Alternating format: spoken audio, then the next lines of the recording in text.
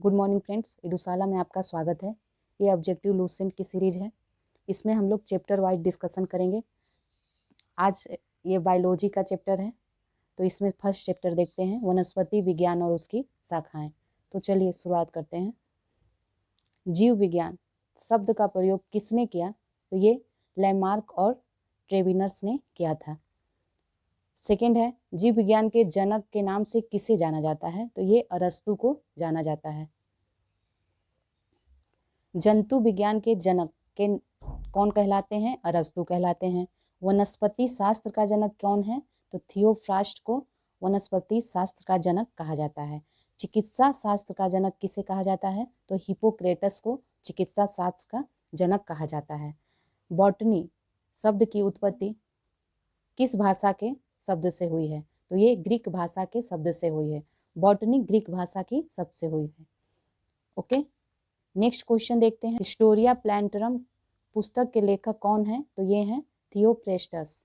Next question है, Historia एनिमेलियम के लेखक कौन है? तो ये हैं अरस्तु। नेक्स्ट पे आते हैं, चिकित्सा शास्त्र के विद्यार्थियों को किसकी शपथ दिलवाई जाती है? तो ये हिपोक्रेटस हैं, जिनकी शपथ चिकित्सा शास्त्र के विद्यार्थी को दिलाई जाती है। नेक्स्ट देखते हैं, वह विज्ञान जिसका संबंध जीवधारियों के अध्ययन से होता है वह कौन क्या कहलाता है? तो वो जीव विज्ञान कहलाता है। फाइकोलॉजी में किसका अध्ययन किया जाता है? तो शैवाल का अध्ययन किया जाता है फाइकोलॉजी में। पर्यावरण का अध्ययन जीव विज्ञान की किस शाखा के अंतर्गत किया जाता है? वे पारिस्थितिकी के अंतर्गत किया जाता है। फूलों के संवर्धन के विज्ञान को क्या कहते हैं? ये फ्लोरिकल्चर कहलाता है। डेंड्रोलॉजी का संबंध किससे है? तो ये झाड़ियों के अध्ययन से है। तो डेंड्रोलॉजी में झाड़ियों का अध्ययन करते हैं। चलिए नेक्स्ट क्वेश्चन पे आते हैं।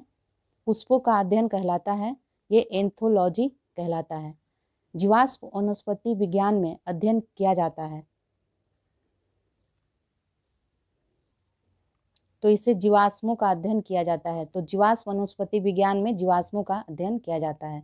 वनस्पति संवर्धन से संबंधित विज्ञान को क्या कहते हैं? हॉर्टिकल्चर। जीवों एवं वातावरण के अंतर अभिक्रिया से संबंधित जीव विज्ञान की शाखा क्या कहलाती है? तो ये पारिस्थितिकी कहलाती है। नेक्स्ट पे आते हैं, वनस्पति विज्ञान की वह शाखा जिसमें शैवालों का अध्ययन किया जाता है, तो फाइकोलॉजी कहलाता है। स्पर्मोलॉजी में किसका अध्ययन किया जाता है? तो इसमें बीजों का अध्ययन किया जाता है। नेक्स्ट पे आते हैं, सिल्वीकल्चर वनस्पति विज्ञान की वह शाखा है जिसमें वर्णन होता है, तो सिल्वीकल्चर में वन के विकास का वर्णन होता है। एग्रोएस्ट्रोलॉजी में घासों का अध्ययन किया जाता है। पीडोलॉजी में किसका अध्ययन किया जाता है? तो भूमि का अध्ययन किया जाता है पीडोलॉजी में। नेक्स्ट क्वेश्चन पे आते हैं, अनुवंशिकता एवं विभिन्नता के बारे में जानकारी देने वाली वनस्पति विज्ञान शाखा को क्या कहते हैं? वो आनुवंशिकी कहलाता है। पौधों को नाम देने वाला विज्ञान कहलाता है वर्गीकी। फलों का अध्ययन क्या कहलाता है? पोमोलॉजी कहलाता है। पराग कणों का अध्ययन पैलिनोलॉजी कहलाता है। तो पराग कणों का अध्ययन क्या कहलाता है? पैलिनोलॉजी कहलाता है। चलिए नेक्स्ट पे आते हैं, संसार में पौधों के वितरण का अध्ययन को क्या कहते हैं? तो ये फाइटो जियोग्राफी कहलाता है। साग सब्जी उत्पन्न करने वाले पौधों का अध्ययन क्या कहलाता है? तो ये ओलेरीकल्चर कहलाता है। वार्षिक वलयों का अध्ययन करता है, तो ये डेंड्रोक्रोनोलॉजी वार्षिक वलयों का अध्ययन करता है। नेक्स्ट है, सजावटी वृक्ष तथा झाड़ियों के संवर्धन से संबंधित अध्ययन क्या कहलाता है? तो ये आर्बोरिकल्चर कहलाता है। तो सजावटी वृक्ष तथा झाड़ियों के संवर्धन से संबंधित अध्ययन को आर्बोरिकल्चर कहते हैं। पौधों की आंतरिक संरचना का अध्ययन क्या कहलाता है? तो शारीरिकी कहलाता है। पौधों की आंतरिक संरचना का अध्ययन शारीरिकी कहलाता है। पादप विज्ञान की वह शाखा कवक शास्त्र में किसका अध्ययन किया जाता है? फफूंद का अध्ययन किया जाता है कवक शास्त्र में। वृक्ष संवर्धन किसका अध्ययन है? तो यह वृक्षों एवं वनस्पति की खेती का अध्ययन होता है। नेक्स्ट पे है, जीव द्रव्य के पृथक्करण एवं संयोजन से संबंधित वनस्पति विज्ञान की शाखा क्या कहलाती है? तो ये टिश्यू कल्चर कहलाती है। नेक्स्ट है ब्रायोलॉजी, इसमें होगा ब्रायोलॉजी काई की तरह के प्राचीन पौधों का अध्ययन है। जो नम आर्द्र वातावरण में बढ़ता है। नेक्स्ट पे आते हैं, कोशिका के वैज्ञानिक अध्ययन को क्या कहा जाता है? तो कोशिका के वैज्ञानिक अध्ययन को साइटोलॉजी कहा जाता है। नेक्स्ट चैप्टर है पादप जगत का वर्गीकरण। तो चलिए इसको देखते हैं। निम्नलिखित में से वर्गीकी का पितामह कहा जाता है? तो यह लिनियस को कहा जाता है। द्विनाम पद्धति के प्रतिपादक कौन है? तो लिनियस हैं। वर्गीकरण का प्राकृतिक सिस्टम किस वनस्पति विज्ञानी के प्रस्तुत किया गया है? तो यह स्वीडिश वैज्ञानिक द्वारा किया गया है। पुष्पी पादपों को रखा गया है फैनरोगेम्स में रखा गया है। पुष्पी पादपों को किस में रखा गया है? फैनरोगेम्स में रखा गया है। नेक्स्ट देखते हैं, अपुष्पी पादपों को रखा गया है क्रिप्टोगैम्स में रखा गया है। वर्गीकरण की आधारीय इकाई कौन है? तो ये स्पेसीज है। हाइड्रोफाइट्स क्या होते हैं? ये जलीय पौधे होते हैं।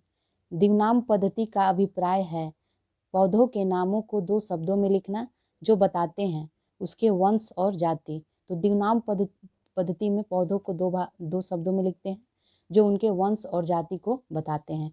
नेक्स्ट पे आइए। नेक्स्ट है, जिन पौधों पर बीज बनते हैं किंतु पुष्प नहीं लगते उन्हें अनावृत बीजी कहते हैं। जीवाणु की खोज किसने की थी? ल्यूनहेक ने जीवाणु की खोज की थी। जीवाणु से संबंधित निम्न कथनों में कौन सही है? तो देख लेते हैं। इसमें सी सही है। अधिकांश जीवाणु विविध पोषी होते हैं किंतु कुछ स्वपोषी होते हैं। तो अधिकांश जीवाणु जो होते हैं वो विविध पोषी होते हैं। नेक्स्ट क्वेश्चन पे आते हैं। जीवाणुओं को पौधों माना गया है क्योंकि इनमें कठोर कोशिका भित्ति होती है। जीवाणु कोशिकाओं में नहीं होता, क्या नहीं होता? तो सूत्रकणिका नहीं होता है। इनमें होता है कोशिका भित्ति, राइबोसोम और जीवदर कला, ये सभी होते हैं। तो जीवाणु कोशिका में नहीं होता है, सूत्रकणिका नहीं होता है। जीवाणुओं की साधारण आकृति क्या है? तो यह छड़ रूपी होती हैं। जो जीवाणु आकार में सबसे छोटे हैं वह गोलाणु कहलाते हैं। नेक्स्ट पे आते हैं, एक गोल जीवाणु क्या कहलाता है? तो उसे कोकस कहते हैं। एक गोल जीवाणु कोकस कहलाता है। एक सर्पिल जीवाणु को कहते हैं स्पाइरिलम। तो सर्पिल जीवाणु को क्या कहते हैं? स्पाइरिलम। नेक्स्ट है, वास्तविक केंद्रक किसमें अनुपस्थित रहता है? तो यह जीवाणु में अनुपस्थित रहता है। निम्नलिखित में से कौन सर्वाधिक संख्या में पाए जाते हैं? तो जीवाणु सर्वाधिक संख्या में पाए जाते हैं। बैक्टीरिया में पाया जाने वाला प्रकाश संश्लेषी आशय है वर्णकिलवक का। पाश्चर प्रसिद्ध है रोगों की जर्म थ्योरी के लिए। तो पाश्चर किसके लिए प्रसिद्ध है? रोगों के जर्म थ्योरी के लिए।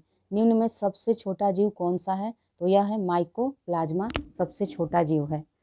नेक्स्ट पे आते हैं, जो जीवाणु सीधे ही वायुमंडलीय नाइट्रोजन को नाइट्रोजन के यौगिकों में बदल देते हैं वह कहलाते हैं नाइट्रोजन स्थिरीकरण जीवाणु। ठीक है। नेक्स्ट है, मूल ग्रंथिकाओं में पाई जाती हैं कुछ लेग्यूमिनस पादपों तथा कुछ अन्य पौधों में भी पाई जाती। अधिक नमक वाले, नेक्स्ट है, अधिक नमक वाले आचार में जीवाणु जीवित नहीं रह पाते क्योंकि ये जीव द्रव्य कुंचित हो जाते हैं और इस तरह मर जाते हैं। मानव की आंत में पाया जाने वाला जीवाणु कौन सा है? तो यह है एसचेरिशिया कोलाई। तो मानव की आंत में जो पाया जाता है उस जीवाणु का नाम है एसचेरिशिया कोलाई। नेक्स्ट है, तपेदिक उत्पन्न करने वाला जीवाणु कौन है? तो यह है माइकोबैक्टीरियम। ओके, चलिए आगे देखते हैं। भोजन की विषाक्तता उत्पन्न होती है तो ये क्लोस्ट्रीडियम बोटुलिनम से होती है। एंटीबायोटिक अधिकांशतः होता है जीवाणुओं से प्राप्त होता है। यदि एक जीवाणु कोशिका प्रति 20 मिनटों में विभाजित होता है तो 2 घंटे में कितने जीवाणु बनेंगे? तो यह 64 जीवाणु बनेंगे 2 घंटे में। नेक्स्ट है, नाइट्रोजन यौगीकरण में निम्नलिखित में से कौन सी फसल सहायक है? तो यह है फली। तो नाइट्रोजन यौगिकीकरण में फली सहायक होता है। नाइट्रोजन स्थिरीकरण में लेग हीमोग्लोबिन का क्या कार्य है? देखते हैं। नाइट्रोजन लेग हीमोग्लोबिन का कार्य है ऑक्सीजन का अवशोषण करना। चाय की पत्तियों में क्यूरिंग में किसका उपयोग होता है? तो यह जीवाणु का उपयोग होता है। चलिए नेक्स्ट पे आते हैं।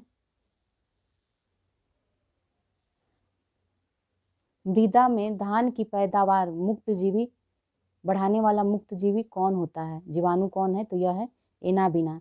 तो एनाबीना जो होता है मृदा में धान की पैदावार बढ़ाने वाला मुक्त जीवी जीवाणु होता है। नेक्स्ट है प्रशीतन खाद्य परिरक्षण में मदद करता है जैव रासायनिक अभिक्रिया की दर को कम करके। तो प्रशीतन इसीलिए खाद्य परिरक्षण में मदद करता है। दही जमाने में निम्नलिखित किस सूक्ष्म जीव का प्रयोग होता है, तो यह है लैक्टोबैसिलस। तो दही जमाने में लैक्टोबैसिलस का उपयोग किया जाता है, जीवाणु होता है। निम्न में से किसके द्वारा दूध खट्टा होता है, तो यह है बैक्टीरिया के द्वारा दूध खट्टा होता है। दूध के दही के रूप में जमने का क्या कारण है, तो यह है लैक्टोबैसिलस। निम्न में से कौन सा सहजीवी नाइट्रोजन यौगिकीकरण जीवाणु है, तो यह है राइजोबियम। ठीक है। नेक्स्ट है सर्वप्रथम विषाणु की खोज किसने की थी, तो यह इवानोवस्की ने की थी सर्वप्रथम वायरस की खोज। विषाणु क्या माने जाते हैं, सजीव और निर्जीव के बीच एक ट्रांजिशनल ग्रुप माने जाते हैं। निम्नलिखित में से किसमें एंजाइम नहीं होता है, एंजाइम जिसमें नहीं होता है वो कौन होता है, वह विषाणु होता है।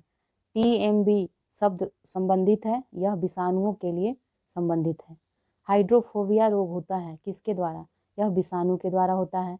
कुत्ते के काटने से जिस विषाणु के घातक के द्वारा घात रोग उत्पन्न होता है वह हाइड्रोफोबिया कहलाता है। चेचक के टीके का विकास किसने किया, एडवर्ड जेनर ने किया था। एडवर्ड जेनर ने किसकी खोज की थी, तो चेचक के टीके का। विषाणु वृद्धि करता है जीवित कोशिका में, तो विषाणु कहाँ वृद्धि करता है, यह जीवित कोशिका में वृद्धि करता है।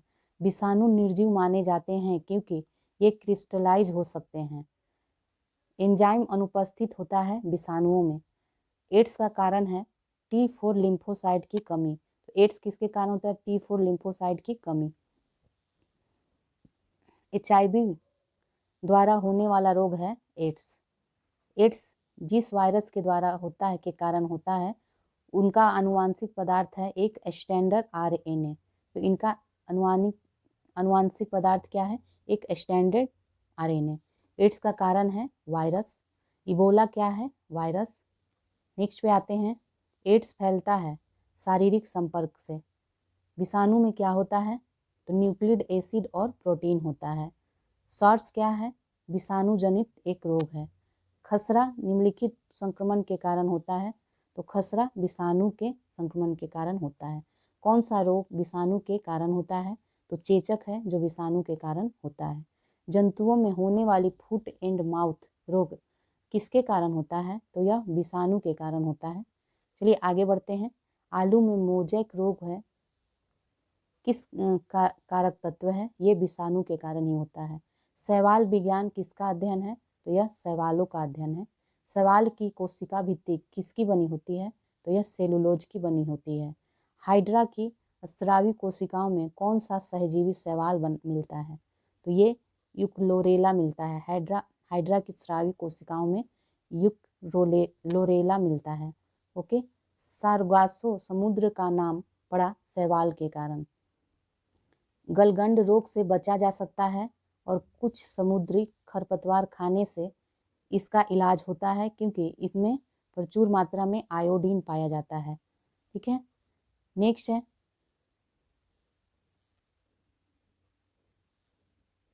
किस शैवाल से आयोडीन प्राप्त होता है, तो यह लैमिनेरिया से आयोडीन की प्राप्ति होती है। केल्प प्राप्त होता है समुद्री शैवालों से। चलिए नेक्स्ट पे आते हैं। निम्न में से कौन सा स्वपोषित है, तो शैवाल स्वपोषित होते हैं। ओके। नेक्स्ट पे आते हैं। निम्न में से कौन जैव उर्वरक के रूप में उपयोग होता है, तो ये सभी होते हैं राइजोबियम, नीलहरित शैवाल और एजोला। ये सभी जैव उर्वरक के रूप में उपयोग में आता है। अंतरिक्ष कार्यक्रमों में ऑक्सीजन की आपूर्ति को नियंत्रित करने के लिए प्रयुक्त किए जाने वाले एक कोशिकीय शैवाल क्लोरेला होता है।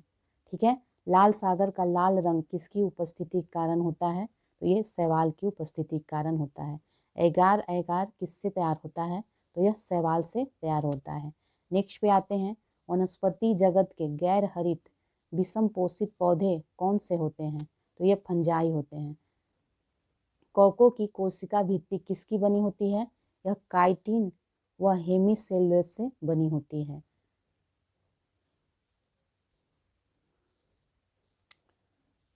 कोको द्वारा रिजर्व भोज्य पदार्थ किस रूप में संचित होते हैं? ग्लाइकोजन के रूप में संचित होते हैं। सभी कवक सदैव होते हैं, विविध पोषी होते हैं। चलिए नेक्स्ट देखते हैं, माइकोराइजा सहजीवी संबंध होता है कवकों तथा उच्च पौधों की जड़ों के बीच। तो माइकोराइजा कवकों और उच्च पौधों की जड़ों के बीच होता है। वृक्षों की छालों पर उगने वाले कवक कोटिकोलस कहलाते हैं। गोबर पर उगने वाले कवक क्या कहलाते हैं? कोप्रोफिलस कहलाते हैं। निम्न में से क्लोरोफिल नहीं होता है, तो कवक में क्लोरोफिल नहीं होता है। कवक में क्लोरोफिल नहीं होता है। नेक्स्ट है, आलू का लेट ब्लाइट उत्पन्न होता है फाइटोप्थोरा इन्फेस्टेस के द्वारा। डबल रोटी के निर्माण में काम आने वाला कवक है सैक्रोमाइसीज सेरेविसी। तो डबल रोटी में इस कवक सैक्रोमाइसीज सेरेविसी का उपयोग किया जाता है। पेनिसिलियम क्या है? तो यह एक कवक है। पेनिसिलिन की खोज किसने की थी? यह एलेक्जेंडर फ्लेमिंग के द्वारा किया गया था। नेक्स्ट पे आते हैं, अर्गोट किससे प्राप्त होता है? तो यह क्लेयूसेप्स से प्राप्त होता है। औद्योगिक स्तर पर पेनिसिलिन प्राप्त किससे किया जाता है? तो यह पेनिसिलियम क्राइसोजेनम से प्राप्त होता है। ईस्ट में कायिक जनन किसके द्वारा होता है? तो यह मुकुलन द्वारा होता है। नेक्स्ट पे आते हैं, जब गेहूं के गूथे हुए आटे में ईस्ट कोशिकाएं मिलाई जाती हैं तो डबल रोटी कोमल और छिद्र युक्त हो जाती हैं। यह क्योंकि इसमें CO2 का उत्पादन कर रोटी को स्पंजी बना देता है। निम्न में से कौन खाने योग्य कवक है? तो यह है एगेरिकस। यह खाने योग्य कवक होता है। LSD किससे प्राप्त होता है? यह कवक से प्राप्त होता है। विस्तृत स्पेक्ट्रम प्रतिजैविकी किससे उत्पन्न होता है? यह स्ट्रेप्टोमाइसिस से उत्पन्न होता है। स्ट्रेप्टोमाइसिन किसको किसने पृथक किया था? ये वाक्समैन ने पृथक किया था इसे। टीका रोग मूंगफली में होता है। गन्ने में लाल सड़न रोग कवक के द्वारा होता है। चलिए आगे बढ़ते हैं, सामान्य खाद्य छत्रक क्या होता है? तो यह कस कर ठसाठस भरे कवक जाल होता है। ठीक है, सामान्य खाद्य छत्रक क्या होता है? कस कर ठसाठस भरे कवक जाल होता है। मशरूम क्या होता है? ये भी एक कवक होता है।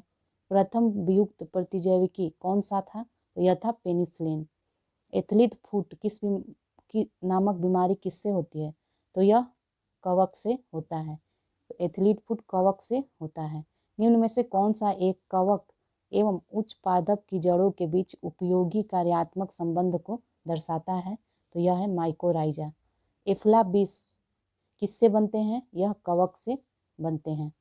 स्पर्लिस यह किसका उपयोग किस में किया जाता है? तो इसका उपयोग पनीर में किया जाता है। लाइकेन जो एक नग्न चट्टान पर भी पारिस्थितिकी अनुक्रम को प्रारंभ करने में सक्षम है, वास्तव में किसके सहजीवी सहचार हैं? यह शैवाल और कवक के सहचार होते हैं। निम्नलिखित में से क्या SO2 प्रदूषण का सर्वोत्तम सूचक है? तो यह लाइकेन है।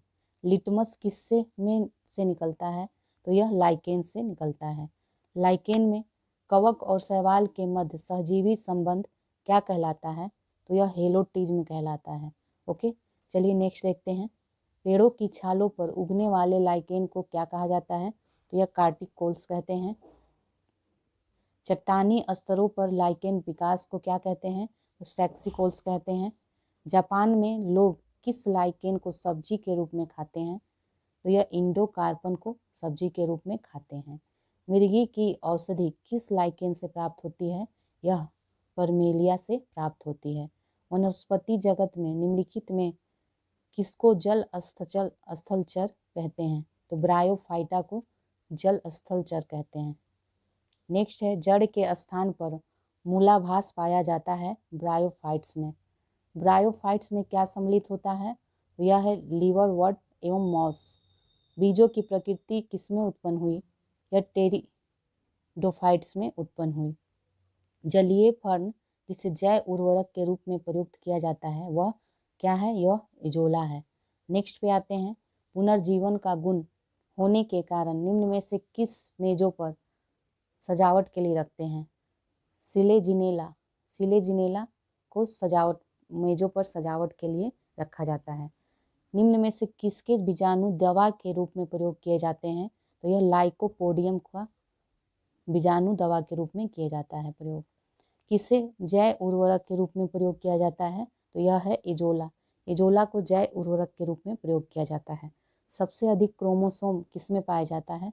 तो यह टेरिडोफाइट्स में सबसे अधिक क्रोमोसोम पाया जाता है। चलिए आगे देखते हैं, किस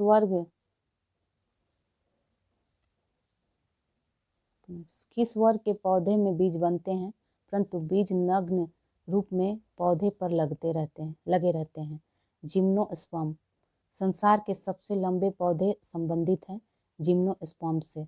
जिम्नोस्पर्म का मेवा किसे कहा जाता है? चिलगोजा को कहा जाता है। कोरेलॉइड जड़ें किसमें पाई जाती हैं? तो यह साइकस में पाई जाती हैं। सबसे बड़ा बीजांड किसमें होता है? तो यह साइकस में होता है।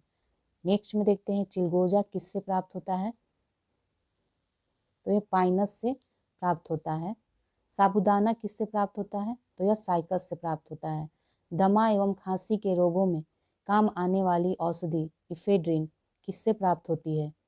यह इफ्रेडा से प्राप्त होती है। विषाणु क्या है? अकोशिकीय है। विषाणु अकोशीय है। चलिए नेक्स्ट है, तेल प्रदूषण के नियंत्रण में प्रयोग होने वाला सुपर बग क्या है? यह जीवाणु विकृत है। निम्न में से कौन प्रदूषक संकेतक पौधा है? यह लाइकेन होता है। निम्न में से किसे जैविक खाद्य के रूप में प्रयुक्त किया जाता है? इजोला है। कौन सा जैविक नाइट्रोजन निर्धारण से संबंधित है? तो यह है नीला हरित शैवाल। तो यह जैविक निर्धारण से संबंधित है। चलिए अब नेक्स्ट चैप्टर पे आते हैं, पादप अकारिकी। मूलांकुर के अतिरिक्त पौधे के किसी भी भाग से विकसित होने वाली जड़ें क्या कहलाती हैं? तो यह अपस्थानिक मूल कहलाती हैं। मूलांकुर से विकसित होने वाली जड़ें क्या कहलाती हैं? यह मूसला जड़ें कहलाती हैं। श्वसन मूल मिलती है जूसिया में। नेक्स्ट देखते हैं, डहेलिया की जड़ें होती हैं कंदील और तथा पुलकित। ऊपरी रोही मूल मिलती है आर्किडक्स में। न्यूमेटाफोर्स प्रायः मिलता है मैंग्रोव पादपों में। तो न्यूमेटाफोर्स कहाँ मिलता है? मैंग्रोव पादप में। नेक्स्ट है, आर्किडक्स में बिलामेन जड़ें होती हैं नमी अवशोषित करने के लिए। ठीक है। नेक्स्ट है, कौन सा एक जड़ नहीं है? आलू। अस्तंभ मूल किस में पाया जाता है? तो यह गन्ने में पाया जाता है। स्तंभ मूल होती है अपस्थानिक जड़ें। जड़ें कहाँ विकसित होती हैं? मूलांकुर से। नेक्स्ट है, गाजर है एक, क्या है गाजर? जड़ है। निम्न में से कौन से पादपों के मुख्य अवशोषक अंग हैं? केवल जड़। बरगद के पेड़ के तने से लटकने वाली मोटी जड़ें क्या कहलाती हैं? यह स्तंभ मूल कहलाती हैं। कौन सा गलत सुमेलित है? तो यह है शंक्वाकार जड़ जो प्याज, यह गलत सुमेलित है। नेक्स्ट देखते हैं, श्वसन मूल पाया जाता है तो यह राइजोफोरा में पाया जाता है। पान की लता में बनने वाली जड़ कौन सी होती हैं? यह आरोही जड़ होती हैं। आलू का खाने योग्य भाग होता है, यह तना होता है। पर्णकाय स्तंभ तना का होता है। नागफनी में प्रकाश संश्लेषी कार्य होता है पर्णकाय स्तंभ के द्वारा। नेक्स्ट देखते हैं, निम्न में से कौन एक तना है? तो आलू एक तना है। पत्ता गोभी खाद्य पदार्थ का संग्रह कहाँ करता है? तो यह पत्तियों में करता है। आलू भूमिगत रूपांतरित तना होता है जिसे कहा जाता है कंद। निम्न में से क्या तने का रूपांतरण नहीं है? शकरकंद का कंद तने का रूपांतरक नहीं है। कौन सा तना है? तो इसमें अदरक तना है। इनमें से कौन एक प्रकंद का उदाहरण है? तो अदरक एक प्रकंद का उदाहरण है। कौन सा रूपांतरित तना है? तो आलू। नेक्स्ट है, निम्न में से किसकी पत्ती में पर्णदल प्रायः न्यूनीकृत होता है, तो यह शुष्कोद्भिद में। कैक्टस में शूल किसका रूपांतरण है? यह पत्ते का। पुष्पों का अध्ययन क्या कहलाता है? एंथोलॉजी। वे पौधे जिनमें कभी पुष्प नहीं बनते उसे क्या कहते हैं? वो क्रिप्टोगेम्स होते हैं। पूर्ण पुष्प में पाया जाता है सभी चारों चक्र पाए जाते हैं, उमंग, जायंग, बाह्यदल और दल।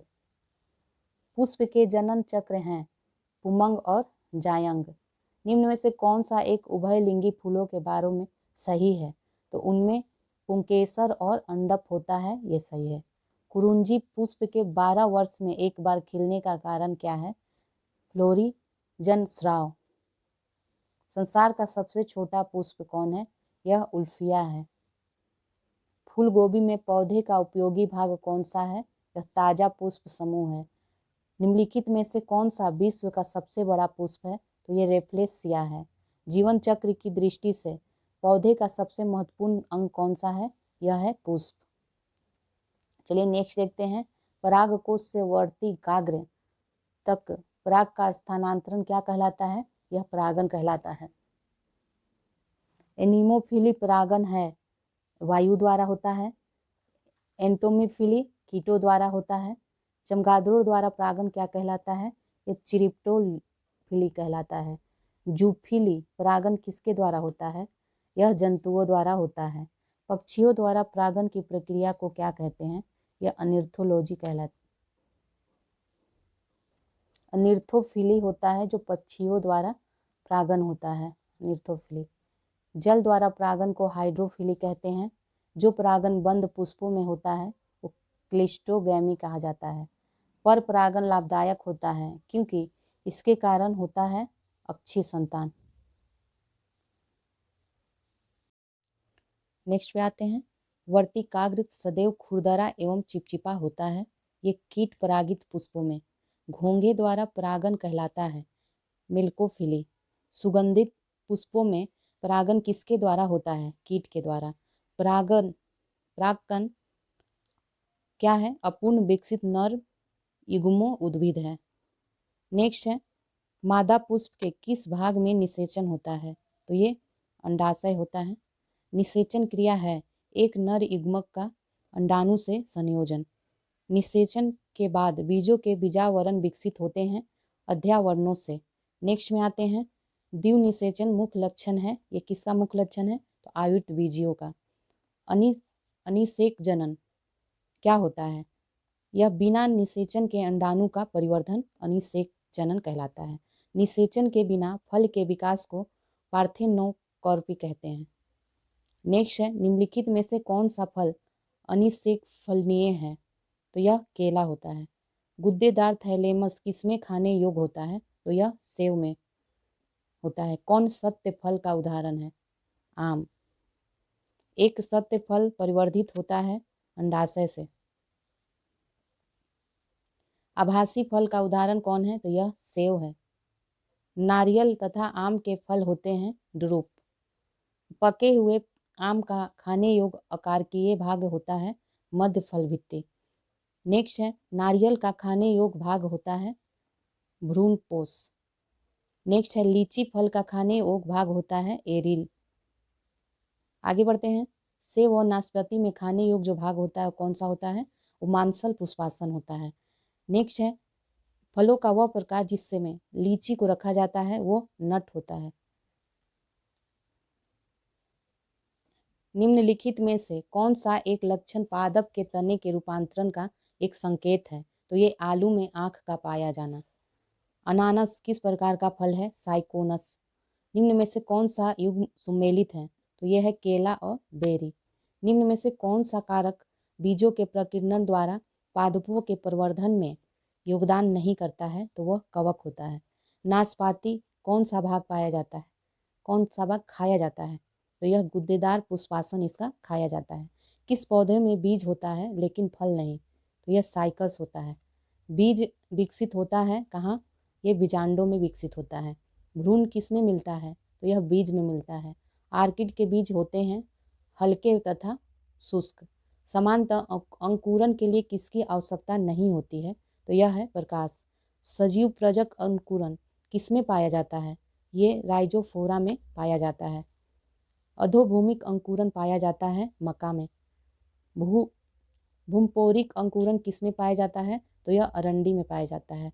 पौधों में त्रिश अंकुरन का अभिप्राय क्या है? तो यह जनक वृक्ष पर लगे हुए फल के भीतर बीजों का अंकुरन। नेक्स्ट देखते हैं, घटपर्णी के निम्नलिखित भागों में से कौन सा एक घट में रूपांतरित होता है? तो यह पत्ता होता है।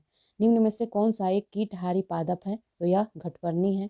नेक्स्ट पे आते हैं, बीजों को किस स्थिति में संरक्षित किया जाता है? तो ठंड एवं शुष्क स्थिति में। विश्व में सबसे लंबा पौधा यूकेलिप्टस है। कौन सा? निम्न में से कौन सा सुमेलित नहीं है? तो यह है घटपर्णी जलोदभिद, बाकी सब सुमेलित हैं। निम्न में से किस पादप में तना संचयन या चिरकालिका के कार्य करता है? तो यह होता है हल्दी।